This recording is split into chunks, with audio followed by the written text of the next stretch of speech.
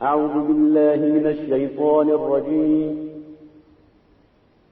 بسم الله الرحمن الرحيم. ما تعبدون من دونه إلا أسماء سميتموها أنتم وآباؤكم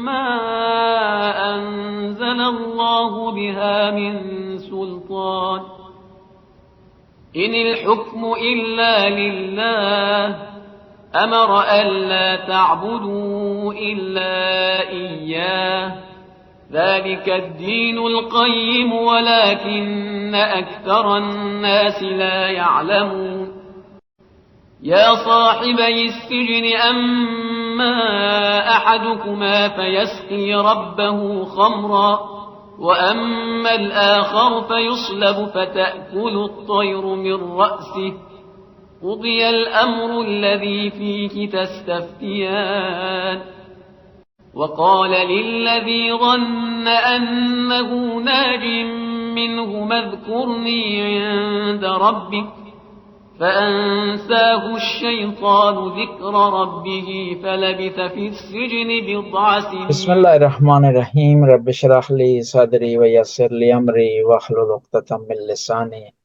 یفقہوا قولی.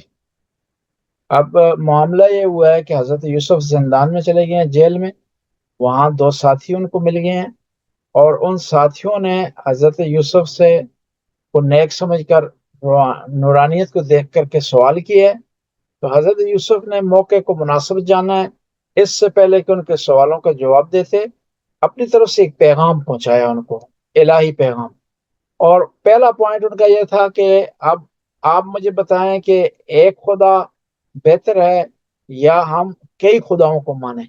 ایک سوال چھوڑا ان کے. پھر اس کے بعد آگے مسئلے کو بڑھایا، ما تعبدون من دونہ الا اسماء سمیتها انتم وآباؤکم ما انزل اللہ بها من سلطان. جن کی تم عبادت کرتے ہو یہ صرف نام ہے جو تم نے اور تمہارے آبا و اجداد نے رکھے ہیں، اور اللہ نے ان سے متعلق کوئی دلیل نازل نہیں کی. ان الحکم الا للہ، حکم صرف خدا کا ہے. ہمارا ان لا تعبدوہ الا ایاہ، خدا نے حکم دیا ہے کہ صرف اسی کی عبادت کی جائے. ذالک الدین القیم، اور یہ خدا کی عبادت کرنا، توحید کو اپنانا، یہ ایک قائم، پائیدار اور مضبوط دین ہے. ولیکن اکثر الناس لا یعلمون، لیکن اکثر لوگ نہیں جانتے. اب یہ آیت ہے وما تعبدون من دونہ الا اسماء سمیتها انتم وآباؤکم. یہاں پر یہ آیت ہمیں بتا رہی ہے کہ حقیقی معبود، حقیقی جو عبادت کے لائق ہے وہ صرف خدا ہے، کوئی اور نہیں. اس کے علاوہ جس کسی کو پیش کیا جائے گا وہ عارضی ہے، وہ ختم ہو جائے گا. اس کے علاوہ اور ساری چیزیں عارضی ہیں. شہرت عارضی ہے، دولت عارضی ہے، جاؤ مکان عارضی ہے. دنیا میں کئی لوگ سیلیبریٹی کے طور پر آئے اور ختم ہو گئے. حتیٰ انبیاء دنیا سے چلے گئے، لیکن جو پائیدار قائم ذات ہے وہ خدا اللہ تعالیٰ کی ذات. دیکھیں ہمارے یہاں مثالیں ہیں، کئی لوگ آئے مشہور ہو گئے. ایک وہ چائے والا مشہور ہو گیا، اب اس کا کوئی نام نہیں لیتا. ایک دفعہ وہ 1 پاؤنڈ فش والا مشہور ہو گیا، ٹھیک ہے جی. آخر میں اس کی اتنی بیچارے کی ہوئی کہ اس کو ڈپورٹ کر دیے گئے اور ابھی اس کو کوئی نام نہیں لیتا. دنیا میں کئی لوگ آئے، ان کا کسی زمانے تک مشہوری بھی ہوئی لیکن اس کے بعد ختم ہو گئی. لیکن جو پائیدار ذات ہے، قائم رہنے والی ذات ہے، وہ اللہ تعالیٰ کی. بس انسان کو اس سے متمسک ہونا چاہیے، اس کو فالو کرنا چاہیے، اس کا فین بننا چاہیے جو قائم اور دائم ہے. اور یہاں پر دیکھیں کہا گیا کہ سمیتھا انتم وآباؤکم، یہ ایک دلیل کا جواب ہے. جب کافروں سے پوچھا جاتا تھا کہ تم کیوں بتوں کی پوجا کرتے ہو، کیوں غیر خدا کو پوجتے ہو، تو وہ کہتے تھے کیونکہ ہمارے آبا و اجداد یہ ایسا کرتے رہے. قرآن کہہ رہا ہے کسی کے آبا و اجداد کا غلط ہونا دلیل نہیں ہو سکتا کہ آپ اس کو اپنائیں. اور اسی آیت سے پتہ چلتا ہے کہ ہمیں اپنے جو عقائد ہیں، جو نظریہ ہے، وہ دلائل کی بنیاد پر لینا چاہیے، وراثت میں نہیں لینا چاہیے. اگر کہیں سمجھ رہے ہیں کسی کا عقیدہ غلط ہے تو اس کی اصلاح ہو جانی چاہیے، اس کی دلیل ہمارے پاس ہونی چاہیے۔ اور اسی آیت میں کیا کہہ رہا ہے خداوند تعالیٰ ارشاد فرما رہا ہے ما انزل اللہ بہا من سلطان، خدا نے ان سے متعلق کہ غیر خدا کی تم پوجا کرو کوئی دلیل نازل نہیں کی۔ یہ آیت بتا رہی ہے کہ ہر عقیدے کے لیے دلیل کا ہونا ضروری ہے، جب دلیل نہیں ہو تو عقیدہ وہ قائم ہو دائم نہیں ہے۔ دیکھیں نا ہمارے ہاں فروع دین ہے اصول دین، اصول دین میں تقلید جائز نہیں ہے کہ آپ خدا کو اس لیے مان رہے ہیں کہ فلاں عالم دین مان رہا ہے، اس لیے مان رہے ہیں کہ فلاں عالم دین ایسا کر رہا ہے، ایسا جائز نہیں، بلکہ آپ نے کیا کرنا ہے بغیر تقلید کے خود دلائل کے ذریعے عقائد اپنانے ہیں۔ اصول دین میں جو ہے وہ تقلید کسی کی بھی جائز نہیں ہے۔ اور اسی آیت سے پتہ چلتا ہے کہ جو آدمی غلط کر رہا ہو، گناہگار ہو، کتنی بڑا کیوں نہ ہو، آپ کا کتنا قریبی کیوں نہ ہو، آپ نے اس کی بات کو نہیں ماننا کیونکہ غلط کر رہا ہے۔ یہ دیکھیں آباؤکم، تمہارے آبا و اجداد نے ایسا کیا ہے، اور یہ صرف تمہارے حقیقت اس میں نہیں ہے، ایک نام تم نے رکھ لیے ہیں، ایک ان کو تم نے پرائرٹی دی ہوئی ہے، ان کو ایک تم نے دلیل بنا لی ہے، دلیل نہیں ہے۔ اور اسی آیت سے پتہ چلتا ہے کہ خدا کے قانون کے مقابلے میں ہر قسم کا قانون کیا ہے؟ ان الحکم الا للہ، ہمارا ان لا تعبدوا، حکم صرف خدا کا چلے گا، کسی اور کا نہیں چلے گا۔ دیکھیں نا حتی انبیاء آئے ہیں، آئمہ آئے ہیں، حکم ان کا نہیں ہوتا تھا، خدا کو ہوتا تھا۔ حتی ہمارے نبی کو حق نہیں ہے کہ اپنی طرف سے شریعت بیان کریں، شریعت خدا کی ہے، نبی بیان کرنے والے ہیں، شریعت خدا کی ہے، اس کی تشریح امام کرنے والے ہیں، شریعت خدا کی۔ بس کوئی بھی دنیا میں قانون ہے خدائی قانون کے علاوہ، اس میں چینجنگ تبدیلی ہو سکتی ہے، اس میں ہیر پھیر ہو سکتے، لیکن خدائی قانون وہ قائم و دائم ہے۔ اور یہ کہا وَلَكِنْ أَكْثَرَ النَّاسِ لَا يَعْلَمُونَ، یہ آیت یہاں سے شروع ہوئی ہے کہ صرف خدا کی عبادت کرو، اور یہاں پر ختم ہوئی اکثر الناس لا یعلمون، اکثر لوگ نہیں جانتے، یعنی وہ لوگ جو کہ خدا کی عبادت نہیں کرتے وہ جہالت کی بنیاد پر کر رہے ہیں، کسی اور کی پوجا کر رہے ہیں، کسی اور کو فالو کر رہے ہیں، وہ جہالت کی بنیاد پر کر رہے ہیں۔ یعنی ایک آدمی کتنا ہی پڑھا لکھا کیوں نہ ہو، اگر خدا کو نہیں مانتا تو گویا وہ جاہل ہے۔ کتنا ہی آدمی کسی مقام پر کیوں نہیں پہنچ گیا، لیکن اگر خدا کی عبادت نہیں کرتا کہ کیا ہے وہ جہالت کی بنیاد پر ایسا کر رہا ہے۔ اور اگر یہ کوئی آدمی دنیا میں کہے کہ اکثر لوگ دنیا میں ایسے ہیں جو خدا کو نہیں مانتے، یہ اکثریت دلیل نہیں ہو سکتی کہ ہم ان کو فالو کرنا شروع کر دیں اور خدا کو چھوڑ دیں۔ اب کیا ہوا، حضرت یوسف نے تبلیغ 2 جملوں میں کی شارٹ۔ دیکھیں اب یہاں سے پھر آیت کی تعبیر شروع کر رہے ہیں، کون؟ حضرت یوسف۔ حضرت یوسف ہمیں بتا رہے ہیں کہ پیغام شارٹ ہونا چاہیے، مختصر ہونا چاہیے۔ اب یہ یوسف علیہ السلام 2 گھنٹے کی تقریر شروع کر دیتے تبلیغ کے عنوان سے، توحید کی دلائل لانا شروع کرتے، دلیل ربوبیت، دلیل عالم، دلیل دنیا، اور مختلف دلیلیں بیان کرنا شروع کرتے، تو انہوں نے پھر تو بھاگ جانا تھا۔ شارٹ 2 جملوں میں اپنے پیغام کو پہنچایا، اور پھر اب ان کی بات کی طرف آ رہے ہیں جو ان کی ڈیمانڈ تھی، کس کی؟ جیل میں جو قیدی تھی ان کی۔ یہ ہمیں بتایا جا رہا ہے کہ ہمیں اپنے پیغام کو ہمیشہ مختصر اور مفید کرنا چاہیے۔ وہ ایک دفعہ میں ایک مجلس میں ایران میں چلا گیا، تو وہاں جب مجالس ہوتی ہیں نا مجتہدین کے گھروں میں، وہ ذاکرین آ کر پڑھتے ہیں مجالس، اور مجتہد وہاں تشریف فرما ہوتے ہیں، وہ ہیڈ ہوتے ہیں مجلس کے وہاں پر۔ تو ایک ذاکر آیا، اس نے 3 اشارے کیے اس طرح، تو مجتہد نے اس کو کہا ٹھیک ہے پڑھو۔ تو میں نے بعد میں اپنے دوستوں سے پوچھا کہ یہ 3 کیا کیا، اس نے 3 سے کیا مراد ہے؟ کہا اس سے مراد ہے 3 میمیں، کہ مجتہد کو اس ذاکر نے کہا کہ میں پڑھنا چاہتا ہوں 3 میموں کے ذریعے، مختصر پڑھوں گا، مفید پڑھوں گا، اور مفت پڑھوں گا۔ تو پھر مجتہد نے اسے اجازت دی، اگر وہ 3 میموں کی وہاں وہ نہ کرتا ایسا کہ 3 میموں اس کے ذریعے اجازت نہ مانگتا، تو مجتہد اسے اجازت نہ دیتے۔ پس یہاں پر یہ ہمیں آیت بتا رہی ہے، یہ خدا کا کلام بتا رہا ہے کہ ہمیں چاہیے کہ اپنے کام کو، اپنی بات کو، اپنے پیغام کو مختصر کریں، اور زمانہ بھی مختصر کا ہے۔ اس زمانے میں آپ کسی سے بات کرتے ہیں تو 2 منٹ کے بعد کہ وہ آپ کی بات نہیں سنتا ہو، وہ اپنے خیالات میں چلا جاتا ہے، پھر 1 گھنٹے کے بعد وہ آپ سے پوچھتا ہے کہ آپ نے کیا کہا، پھر وہ معاملہ اس طرح ہو جاتا ہے کہ وہ ایک آدمی نے رات بھر کسی دوسرے کو یوسف اور زلیخا کا قصہ سنایا، صبح ہوئی تو وہ پوچھنے لگا کہ بتاؤ کہ یہ زلیخا مرد تھا یا عورت تھی. یعنی ایسا جو ہے معاملہ ہو جاتا ہے. لہذا انسان کو اپنے کلام کو، اپنی بات کو مختصر کرنا چاہیے. اب کیا کہتے ہیں، یا صاحب السجن، اے میرے جیل کے ساتھیوں، اما احدکما فیسقی ربہ خمرا، تم میں سے ایک جو جس نے تعبیر پوچھی ہے وہ اپنے جو ہے مالک کو، بادشاہ کو کیا ہے، شراب پلائے گا. یعنی کیا ہے، اسے مقام مل جائے گا، اسے موقعیت، اسے پوزیشن مل جائے گی دربار میں. اما الاخر فیسلب، دوسرے کا معاملہ جہاں تک ہے وہ کیا ہے، اس کو سولی پر چڑھا دیا جائے گا. فتحکل الطیر من راسہ، اور سولی پر چڑھانے کے بعد جب اس کی لاش کو پھینک دیا جائے گا تو کیا ہوگا، اس کے سر سے پرندے کھانا شروع کر دیں گے. فقضی الامر الذی فیہا تستفتیان، بس یہ جو بات میں نے تم نے مجھ سے پوچھی ہے یہ حتمی اور 100% ہے. یہاں پر پہلا نقطہ یہ نکلتا ہے کہ حضرت یوسف علیہ السلام نے پیار سے ان سے بات کی ہے. یعنی ہر آدمی کو آپ عزت دیں، رسپیکٹ دیں.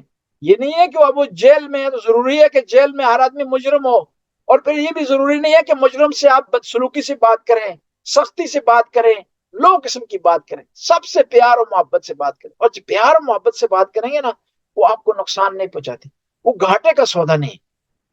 اور دوسرا یہ ہے کہ یہاں پر کیا ہوا، حضرت یوسف نے پہلے جواب دیا اس پہلے پوچھنے والے سے کو، اور پھر جواب دیا بعد میں پوچھنے والے کو. ہمیں ایک درس دیا جا رہا ہے کہ جو آدمی پہلے آئے اس کا کام پہلے کریں، جو بعد میں آئے اس کا کام بعد میں کریں. حتیٰ یہ رائٹ بن جاتا ہے نا، آپ لائن میں کھڑے ہیں کسی کام سے متعلق، اگر آپ وہاں چیٹنگ کرتے ہیں، لائن میں آگے چلے جاتے ہیں تو یہ گناہ ہے.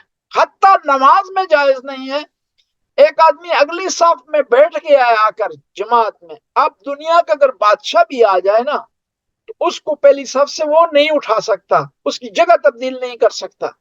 کیوں کہ اس کا حق ہے. اور یہ اگر ایسا کوئی زبردستی کرے گا تو حتیٰ اس کی نماز باطل ہو سکتی ہے. کیوں کہ اس نے ایک غصبی جگہ پر قبضہ کر لیا، کیونکہ جگہ اس نے پہلے آ کر کے ریزرو کر لی تھی. اور یہاں پر ایک اور یہ آیت کی جو تعبیر ہے نا، اس کا اسلام اور غیر اسلام سے کوئی مسئلہ نہیں ہے. دیکھیں نا، حضرت یوسف پاک نیک ہیں، مسلمان ہیں، اللہ پر ایمان رکھتے ہیں، لیکن یہ دو جیلر ضروری نہیں ہے کہ مسلمان ہوں، لیکن اس کے باوجود بھی انہوں نے خواب دیکھی ہے اور خواب کی تعبیر ہونی چاہیے. اور پھر اسی جو ہے وہ آیت سے پتہ چلتا ہے کہ جو خواب کی تعبیریں دو ہوئی ہیں، ایک یہ ہوئی اچھی ہے اور ایک کی خواب کی تعبیر دوسرے کی بری ہے. اچھی حضرت یوسف علیہ السلام نے ایک وجہ سے کہ پہلے اس نے پوچھی ہے، پہلے بتائیے. دوسری وجہ اس کی یہ ہے کہ ہمیشہ خوشخبری پہلے دیں اور جو بری خبر ہے وہ بعد میں بتائیں، تاکہ وہ آدمی تھوڑا سا انجوائے کرے، اسے آرام اور سکون ملے اور وہ تیار ہو جائے بری خبر سننے کے لیے. اور پھر یہاں پر یہ کہا گیا نا قضی الامر، یہ بات حتمی ہے. اس کی بات میں تعبیر یہ کی ہے کہ یہ جو دوسرا آدمی تھا جس نے کہا تھا کہ میرے سر پر کھانا اور وہاں سے پرندے کھا رہے ہیں، یوسف علیہ السلام نے کہا کہ تمہیں پھانسی پر چڑھا دیا جائے گا. اب وہ ڈر گیا، گھبرا گیا، تو اس نے کہا میں نے خواب دیکھی ہی نہیں ہے. تو حضرت یوسف نے کہا کہ نہیں دیکھی ہے، نہیں دیکھی تیرا کام ہو گیا ہے. بات تبدیل کرنے سے، جملہ تبدیل کرنے سے کیا ہے، یہ معاملہ حل نہیں ہوتا. اور پھر دوسرا یہاں پر یہ قضی الامر کا بعض علماء نے یہ اس کی تشریح کی ہے کہ حضرت یوسف یہ بتانا چاہتے ہیں کہ یہ جو بات ہے میں نے جو تعبیر کی ہے، یہ تعبیر عام لوگوں کی تعبیر کی طرح نہیں ہے کہ اندازہ ہو، تخمین لگائی گئی ہو، صرف گیس لگایا گیا ہو، ایسا نہیں ہے. بلکہ یہ جو میری تعبیر ہے یہ اللہ کی طرف سے ہے، وحی الہی ہے، اور یہ 100% ہے. اس میں کیا ہے، خدشے کی، شک کی گنجائش نہیں ہے. اور اسی آیت سے ایک اور مسئلہ پتہ چلتا ہے کہ جن لوگوں پر آپ کو یقین ہے، ان کے علم پر، ان کے تقوی پر، ان کی فہم و فراست پر، ان سے خواب کی تعبیر پوچھیں. ہر آدمی سے خواب کی تعبیر نہ پوچھیں جو خود اپنے معاملات حل نہیں کر سکتا، خود اپنی نماز وہ نہیں پڑھتا، وضو کا اسے طریقہ نہیں آتا، تلفظ اس کا قرآن پڑھنے کا صحیح نہیں ہے. اب آپ اس سے پوچھیں گے جو خود اپنے لیے صحیح نہیں ہے اس کے معاملات، تو آپ کو کیا تعبیر بتائے گا؟ اور اسی جو ہے وہ وقال الذی ظن انہ ناج منہما فاذکرونی عند ربک فانساہ الشیطان ذکر ربہ فلبث فی السجن بضع سنین۔ وقال الذی ظن انہ ناج، وہ آدمی جس کو آپ نے یوسف علیہ السلام نے کہا تھا کہ وہ کیا ہے، بچ جائے گا، کامیاب ہو جائے گا، مقام اور منزلت پر پہنچ جائے گا، اس سے کیا کہا حضرت یوسف نے؟ فَاذْكُرُونِي عِنْدَ رَبِّكَ، تو جب محل میں جائے گا، بادشاہ کے پاس جائے گا، تو میرا وہاں تذکرہ کرنا، میرا وہاں بتانا، میری بے گناہی کا تذکرہ وہاں کرنا۔ فَأَنْسَاهُ الشَّيْطَانُ، اب حضرت یوسف نے اس کو بتا دیا لیکن شیطان نے اسے بلا دیا۔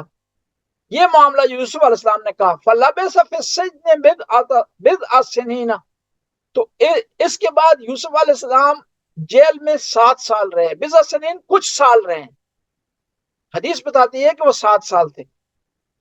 یہاں پر وقال الذی ظن انہ ناج منہما، کہ حضرت یہاں پر 2 تعبیریں کی گئی ہیں۔ ایک تعبیر یہ کی گئی ہے کہ حضرت یوسف علیہ السلام نے کیا کہا، کس کو؟ اس آدمی کو کہا کہ جب تم بادشاہ کے محل میں جاؤ تو مجھے یاد کرنا۔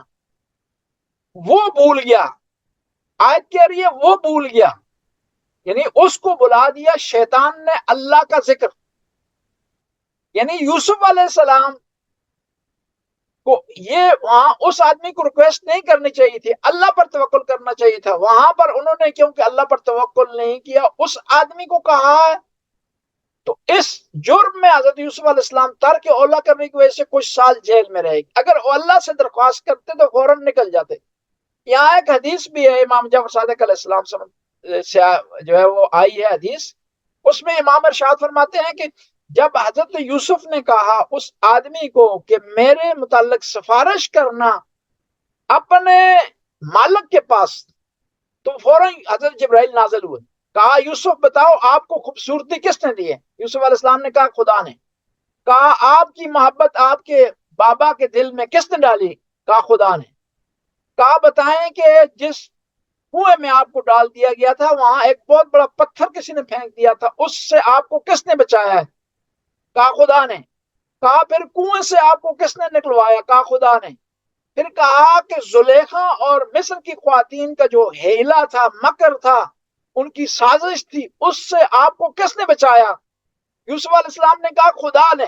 تو کہا پھر آپ نے اتنے مراحل میں خدا سے مدد لی ہے، خدا نے آپ کی مدد کی ہے، تو یہاں پر کیوں آپ نے اس زندانی اور اس جو قیدی تھا اس سے مدد مانگی؟ بس لہٰذا آپ نے ترک اولا کیا ہے، اس کے جرم میں آپ کیا کریں؟ کچھ عرصہ جیل میں رہیں۔ لیکن بعض مفسرین نے اس حدیث کو ضعیف قرار دیا اور پھر یہاں پر کہا کہ جو کہ ذکر خدا، ذکر جو بھول گیا، تذکرہ جو بھول گیا تھا، وہ قیدی بھول گیا تھا کہ اپنے مالک کے سامنے یوسف کا تذکرہ کرتا اور یوسف کی بے گناہی ثابت کرتا۔ تو لہٰذا یہاں فَأَنْسَاهُ الشَّيْطَانُ ذِكْرَ رَبِّهِ، انساؤ اس کو بلا دیا شیطان نے، کیا؟ ذکر ربِّهِ، پروردگار کا ذکر۔ یہاں انساؤ اس کو بلا دیا، مراد اس سے حضرت یوسف نہیں ہے بلکہ وہ قیدی ہے، اس کو شیطان نے بلا دیا۔ یہاں پر ایک اور نقطہ بھی ہے، وہ یہ ہے کہ یوسف علیہ السلام کے خدائی بندے تھے، ان کے کام خدائی تھے، ان کو جیل سے نکل جانا شیطان کے فیور میں نہیں تھا، اس لیے شیطان نے ایسا کام کیا کہ وہاں اس قیدی کوئی چیز فراموش کر دی اس قیدی نے، اور پھر حضرت یوسف کو جیل میں رہنا پڑا۔ اور اسی جو ہے وہ آیت سے پتہ چلتا ہے کہ دنیاوی معاملات میں انبیاء بھی بعض دوسرے لوگوں سے مدد حاصل کرتے تھے، اس میں کوئی قواعد نہیں ہے کہ انسان دنیاوی معاملات میں کسی سے مدد حاصل کرے، حتیٰ اگر آپ سمجھ رہے ہیں کوئی آپ کو لیے کوئی چیز ضروری ہے، لازمی ہے، کسی کافر سے بھی آپ لے سکتے ہیں۔ یہ جو افراد جیل میں تھے یہ مسلمان نہیں تھے، اس لیے ان کو تبلیغ ہو رہی تھی، اور مسلمان نہ ہونے کے باوجود یوسف علیہ السلام نے ان کو وسیلہ قرار دیا کہ وہ بات کریں ان سے متعلق اور ان کی بے گناہی کو ثابت کریں۔ اور یہ اس قسم کی درخواست کرنا کہ سفارش یا رشوت کے معاملے میں نہیں آتا. اگر آپ بے گناہی کو ثابت کرنے کے لیے کسی غیر مسلمان کا بھی سہارا لیں تو یہ اس میں کفر یا شرک کوئی چیز لازم نہیں آتی. اور دوسرا اسی آیت سے پتہ چلتا ہے کہ آپ جب دیکھ رہے ہیں نا آپ بے گناہ ہیں، آپ کو خاموش نہیں رہنا چاہیے، ذرائع وسائل استعمال کرنے چاہیے تاکہ آپ کی بے گناہی ثابت ہو جائے. یہ کہہ کر نہ بیٹھ سے میں تو بے گناہ ہوں، میں تو خدا کے یہاں سرخرو ہوں، مجھے کیا ضرورت کہ میں سفارش کروں، بات کروں یا اپنے پیغام کو پہنچاؤں یا وکیل کروں. ایسا جو ہے معاملہ نہیں کرنا چاہیے، بلکہ اپنی بے گناہی کو ثابت کرنے کے لیے، اپنا حق حاصل کرنے کے لیے اپنی طرف سے تمام کوششیں اور بروکار لانی چاہیے. اس کے بعد خداوند تعالی کی بارگاہ میں کیا ہے، توکل کریں. اور یہاں پر اسی آیت سے پتہ چلتا ہے کہ شیطان نے کیا کیا، بھلا دیا اس آدمی کو. یعنی جب انسان خدا سے دور ہو جاتا ہے، جو ہے خدائی نعمتوں کا استفادہ کرتا ہے، غلط راستے پر چل جاتا ہے اور اس میں فرعونیت آ جاتی ہے، تو پھر شیطان کے لیے وہ گراؤنڈ بن جاتا ہے. وہ کیا کرتا ہے، شیطان وہاں انٹر ہو کر کے اپنے مقاصد حاصل کرنے کی کوشش کرتا ہے. اور اسی آیت سے پتہ چلتا ہے ایک اور نقطہ کہ جب دوست و احباب آپ کے چاہنے والے کسی مقام پر، منزلت پر، عہدے پر پہنچ جاتے ہیں تو وہ کیا اپنے دوستوں کو بھول جاتے ہیں. ایسا نہیں ہونا چاہیے. جس آدمی نے غربت میں آپ کا ساتھ دیا، آپ کو فالو کیا ہے، آپ کے ساتھ کھڑا رہا، آپ کو سہولت مل گئی ہے، نعمت مل گئی ہے، آپ اس کو چھوڑ کر کسی اور راستے پر چل پڑے، یہ صحیح نہیں ہے. وہی دوست آپ کے لیے مفید ہے جو آپ کی غربت میں آپ کا دوست تھا. وہی شریک حیات آپ کا ہمیشہ کا بہترین ساتھی ہو سکتا ہے جو غربت میں آپ کے ساتھ تھا. ایک بہت بڑے ذاکر تھے پاکستان میں نام نہیں لیتا ان کا، وہ بہت عروج پر پہنچ گئے اور ان کے پاس پیسہ بھی آ گیا، شہرت بھی آ گئی، لوگوں کے یہاں مقبولیت بھی ان کی آ گئی. کسی نے انہیں کہا کہ آپ دوسری شادی کر لیں تو انہوں نے بڑا پیارا جواب دیا، کہا کہ یہ جو میری زوجہ ہے یہ اس وقت میرے ساتھ کھڑی تھی جب میں کچھ بھی نہیں تھا، میں معمولی فرد تھا. اب میں نہیں چاہتا کہ یہ جو ساتھی ہے میرا، جو غربت میں میرا جس نے ساتھ دیا ہے، گمنامی میں میرا ساتھ دیا ہے، اب جب مجھے شہرت مل گئی ہے اس ساتھی کو، اس مخلص ساتھی کو چھوڑ دوں. حالانکہ دنیا کا دستور لوگ کرتے ہیں اس ویلے، ایسا نہیں کرنا چاہیے.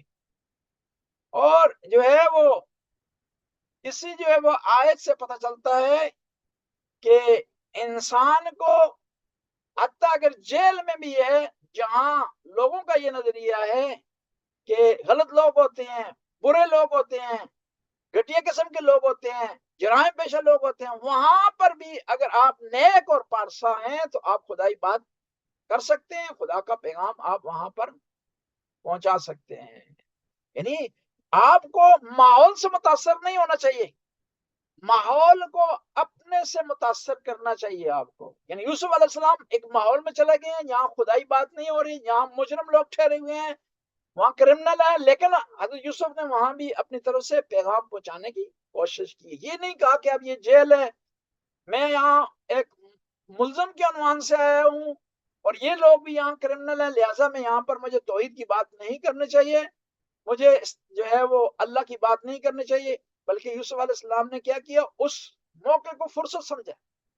اور دیکھیں نا، جو لوگ نیک ہوتے ہیں، اللہ کی طرف سے ہوتے ہیں اور ہوشیار اور اچھے لوگ ہوتے ہیں، وہ بعض اوقات سخت ترین قسم کی فرصت کو، چانس کو اپنے فائدے میں استعمال کرتے ہیں. بہت سارے ہمارے ایسے علماء ہیں جنہوں نے کتابیں جیلوں میں لکھی، بہت سارے ایسے علماء ہیں جنہوں نے عبادت، انہوں نے کہا کہ جیل میں خدا نے ہمیں بھیجا ہے تو ہمیں فرصت ملی ہے، چانس ملا ہے عبادت کرنے کا، جو باہر ہم نہیں کر سکتے تھے. شہید اول، شہید ثانی نے بہت بڑی کتابیں لکھی، وہ انہوں نے جیل میں لکھی. اسی طرح اور بہت سارے علماء ہیں، اور حتیٰ شیعہ علماء سے ہٹ کر بھی جو لوگ آزادی پسند لوگ تھے اور جنہوں نے آزادی کی جنگیں لڑی ہیں، ان کو جیل میں ڈال دیا گیا تو انہوں نے جیل میں کئی کتابیں لکھی ہیں، اپنے افکار پہنچائے ہیں لوگوں تک. لہٰذا ایک آدمی جو ہے، ہوشیار آدمی، ذہین آدمی، وہ فرصت سے فائدہ اٹھاتا ہے اور اپنی صلاحیتوں کو ایسی جگہ میں اجاگر کرنے کی کوشش کرتا ہے جہاں سے امکان نہیں ہوتا کہ کوئی آدمی صلاحیت کو اجاگر کر سکے. یہ یہاں پر مکمل کرتے ہیں ہم.